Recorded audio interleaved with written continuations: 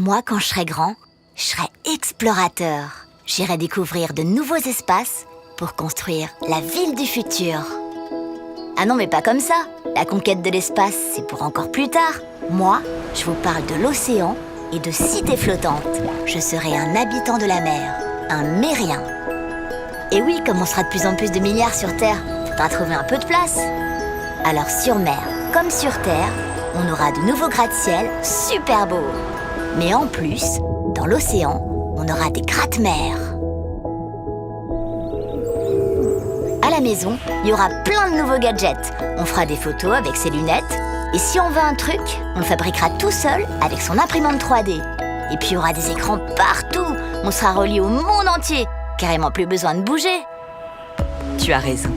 L'avenir sera hyper connecté. À la maison, par exemple, on n'aura plus besoin de faire les courses. Le frigo établira la liste et l'adressera au magasin.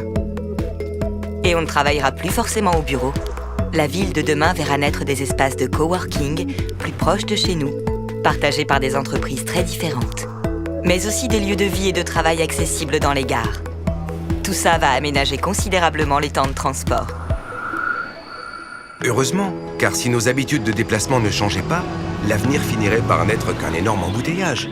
En fait, on combinera des tas de moyens de transport différents et propres. Transport en commun végétalisé, téléphérique.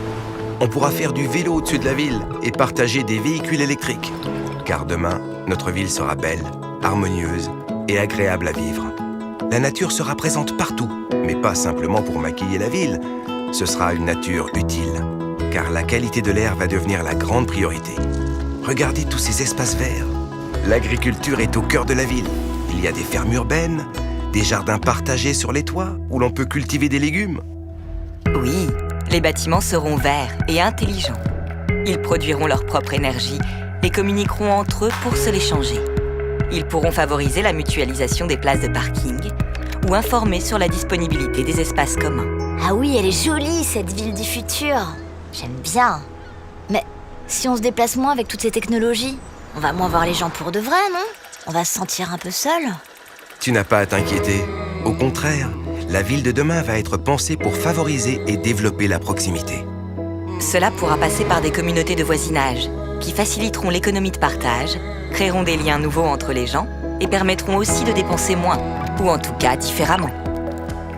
La ville de demain encouragera la mixité en rassemblant les logements, les bureaux et les commerces et réunira les gens de milieux sociaux ou de générations différentes. Les logements seront adaptables pour permettre aux gens de bien vieillir chez eux. De nouveaux services, comme les conciergeries de quartier ou des lieux de rencontre et d'échange de savoir-faire, les Fab Labs, vont participer aussi au mieux vivre ensemble. Et c'est tout ça, finalement, qui va insuffler du bien-être et de la vie au cœur de la ville.